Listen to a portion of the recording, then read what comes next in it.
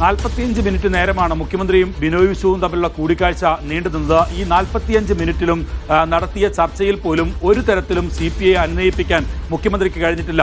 CPM നേതാക്കളും CPM സംസ്ഥാന സെക്രട്ടറിയും ഒക്കെ നേരത്തെ കരുതിയിരുന്നത് മുഖ്യമന്ത്രി തിരിച്ചെത്തി, ഗൾഫ് പര്യടനം കഴിഞ്ഞ് തിരിച്ചെത്തി CPI നേതാക്കളുമായി ആശയവിനിമയം നടത്തിയാൽ തീരുന്ന പ്രശ്നം മാത്രമേ ഉള്ളൂ എന്നുള്ളതായിരുന്നു അവരുടെ ഒരു ആത്മവിശ്വാസം. കഴിഞ്ഞ ഘട്ടങ്ങളിൽ ഒക്കെ പലതവണയായി നമ്മൾ കണ്ടതാണ് ഈ CPI എതിർപ്പ് ഓരോ വിഷയത്തിലും ഉയർത്തുമ്പോഴും ഒടുക്കം അത് മുഖ്യമന്ത്രി തന്നെ വിളിച്ച് സംസാരിച്ച് അനുനയിപ്പിക്കുന്ന രീതിയാണ്. മുഖ്യമന്ത്രി ഇടപെട്ടാൽ അനുനയത്തിലേക്ക് എത്തുകയാണ് CPI സാധാരണഗതിയിൽ ചെയ്യാറ്. പക്ഷേ ഈ വിഷയത്തിൽ CPI ഉയർത്തുന്നത് ഇതൊരു ഇടതുപക്ഷ നയത്തിന്റെ കൂടി പ്രശ്നമാണ്. രാജ്യത്ത് തന്നെ ഉയർത്തിപ്പിടിക്കുന്ന ഒരു നയമാണ് ഈ PM ശ്രീ ഉൾപ്പെടെയുള്ള പദ്ധതികൾ. അത് കേന്ദ്ര സർക്കാർ ഈ വർഗീയമായ അജണ്ടകൾ നടപ്പിലാക്കാൻ, ഒപ്പം തന്നെ ചരിത്ര സത്യങ്ങളെ അത് മൂടിവെക്കാൻ ഒക്കെയുള്ള ഒരു നീക്കത്തിന്റെ ഭാഗമായി കൊണ്ടുവന്നതാണ് എന്നുള്ളതാണ് CPM-ന്റെയും CPI-യുടെയും ഒക്കെ പ്രഖ്യാപിത നിലപാട്.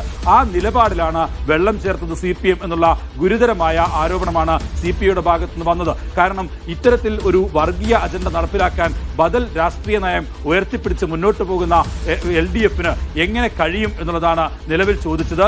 ഏതു തരത്തിലും NEP നടപ്പിലാക്കില്ല കേരളം എന്നൊക്കെ പറയുമ്പോഴും, അങ്ങനെയുള്ള വാദം ഉന്നയിക്കുമ്പോഴും, പക്ഷേ ദേശീയ വിദ്യാഭ്യാസ നയം നടപ്പിലാക്കേണ്ടി വരുമെന്ന് കൃത്യമായി ഈ PM ശ്രീ പദ്ധതിയുടെ ബൈലോയിൽ പറയുന്നുണ്ട്. അതുകൊണ്ട് തന്നെ അത് കേന്ദ്ര സർക്കാർ സ്വാഭാവികമായും ഏത് രീതിയിലും നടപ്പിലാക്കാനുള്ള ശ്രമം നടത്തും എന്ന് CPIക്ക് അറിയാം. അതാണ് CPI വീണ്ടും വീണ്ടും ഇക്കാര്യത്തിൽ ഈ PM ശ്രീ പദ്ധതിയിൽ നിന്ന് പിന്മാറിയാൽ മാത്രമേ ഒരു ചർച്ചയ്ക്കോ ഒരു അനുനയത്തിനോ പ്രസക്തിയുള്ളൂ എന്നുള്ള കൃത്യമായ നിലപാട് ആവർത്തിച്ചു കൊണ്ടിരുന്നത്. പക്ഷേ മുഖ്യമന്ത്രി കരുതിയിരുന്നത് LDF-ൽ ഇക്കാര്യം വിശദമായി ചർച്ച ചെയ്യാം, ഒപ്പം തന്നെ ഇതിന്റെ ഗുണദോഷങ്ങളെ പറ്റി പഠിക്കാൻ ഒരു ഉപസമിതിയെ വെക്കാം, ഒപ്പം ഈ പദ്ധതി നടപ്പിലാക്കില്ല, പദ്ധതി തൽക്കാലം മരവിപ്പിക്കാം, ഏതെങ്കിലും തരത്തിൽ ഉദ്യോഗസ്ഥ തലത്തിൽ നടപടികൾ ഉണ്ടാകില്ല, ഫയലുകൾ മുന്നോട്ട് നീക്കില്ല, സ്കൂളുകളുടെ കണക്കെടുക്കില്ല, സ്കൂളുകളെ ക്രോഡീകരിച്ച് ഈ PM ശ്രീ പദ്ധതിയുടെ ഭാഗമായ പ്രപ്പോസൽ സമർപ്പിക്കില്ല.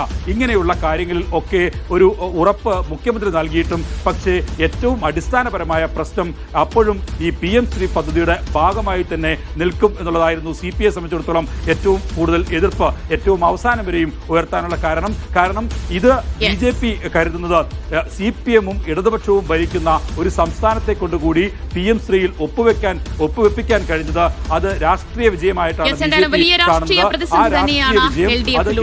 PM ശ്രീയിൽ നിന്ന് ഒരു ഇഞ്ച് പോലും പിന്നോട്ട് പോകാൻ കഴിയില്ല. ആ പദ്ധതിയിൽ നിന്ന് പിന്നോട്ട് പോയേ പറ്റൂ എന്ന നിലപാടിൽ CPI ഉറച്ചു